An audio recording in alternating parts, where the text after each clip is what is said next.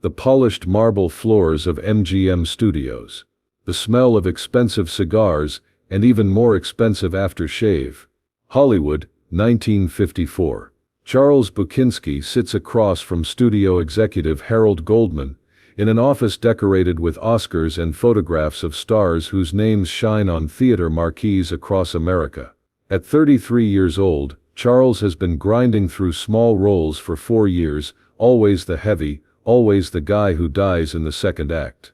Goldman, 50 years old, and shaped by 30 years of deciding who becomes famous and who remains forgotten, studies a contract on his mahogany desk. Charles' real name is typed at the top.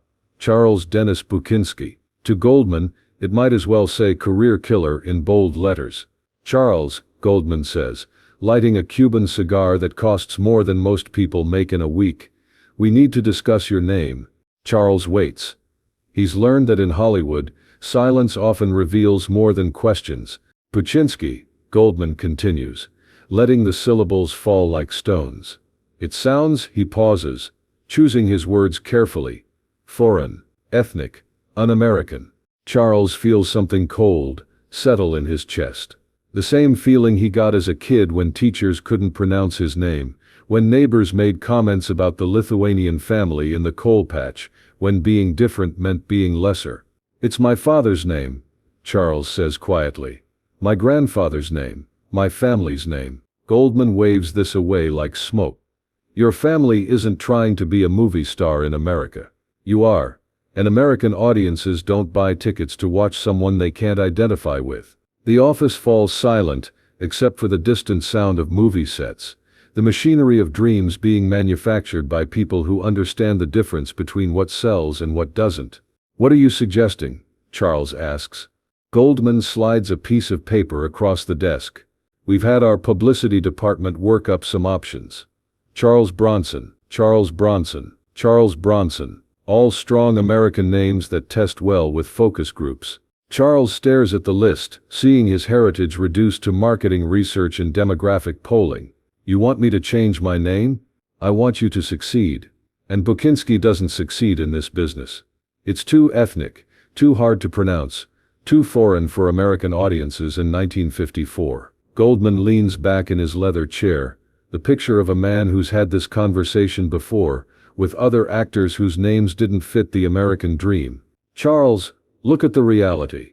We're in the middle of the Cold War. Americans are suspicious of anything that sounds communist, Eastern European, foreign. Your name sounds Russian. It's Lithuanian. To most Americans, that's the same thing. And right now anything that sounds Eastern European sounds dangerous, unpatriotic, box office poison. Charles looks around the office at photographs of MGM stars. All American names, all American faces, all fitting neatly into categories that market research says sell tickets. What if I refuse? Charles asks. Goldman's expression hardens. Then you keep playing heavies in B movies, until you're too old to be threatening. Then you disappear.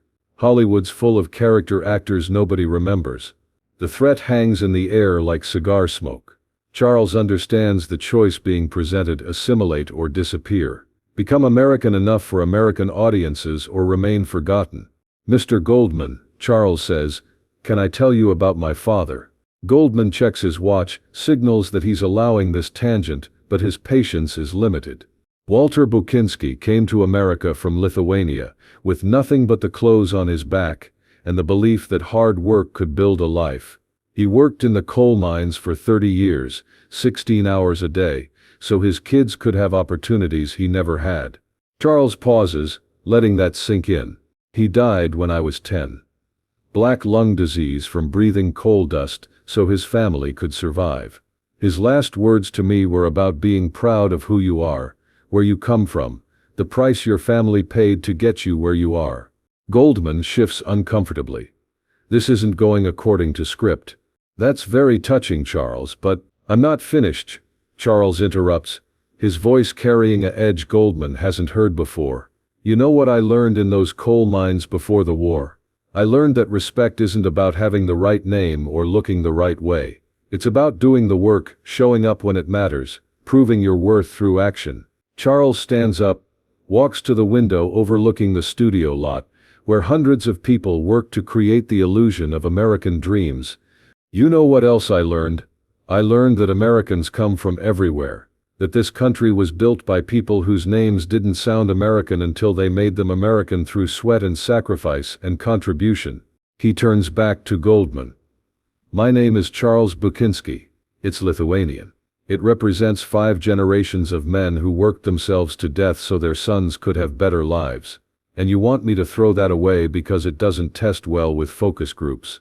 Goldman stubs out his cigar, clearly uncomfortable with the direction of this conversation. Charles, this is business. Sentiment doesn't sell tickets. Maybe, but integrity sells something more valuable than tickets.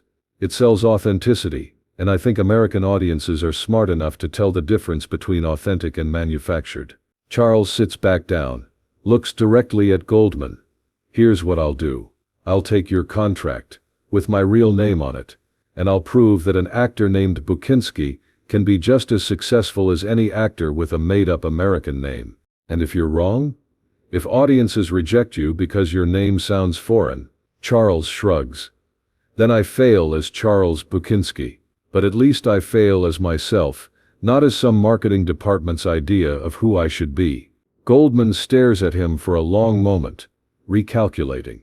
This isn't the response he expected. Most actors jump at the chance to remake themselves for Hollywood success. You're making a mistake, Charles.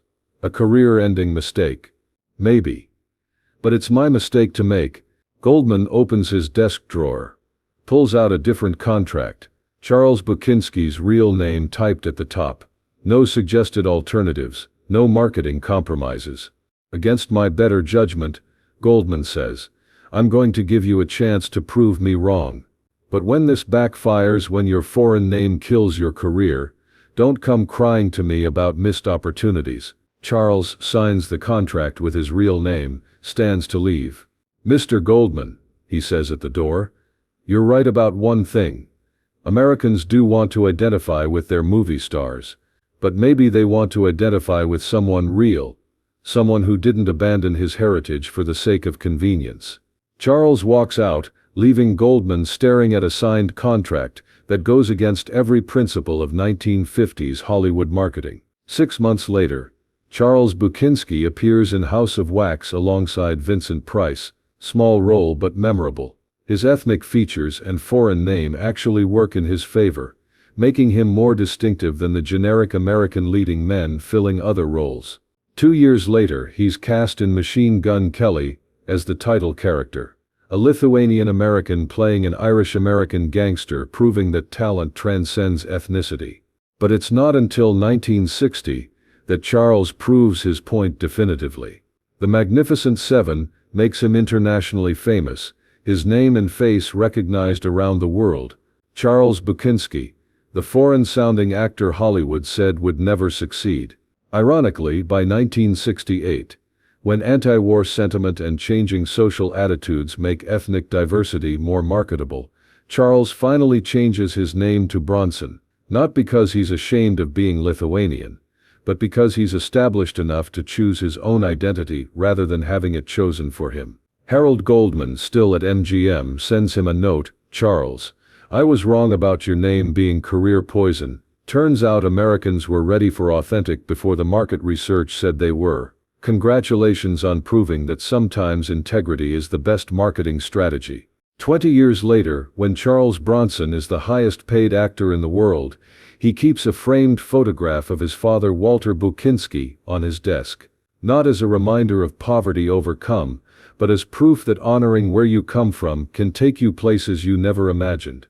The name Charles Buchinsky appears on screen for 10 years before becoming Charles Bronson, but the man never changed. He remained the coal miner's son who understood that real strength comes from knowing who you are, not pretending to be someone else. In 1954, a Hollywood executive told a young actor to abandon his heritage for success.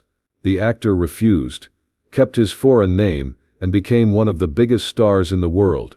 Sometimes the most American thing you can do is refuse to become someone else's idea of American.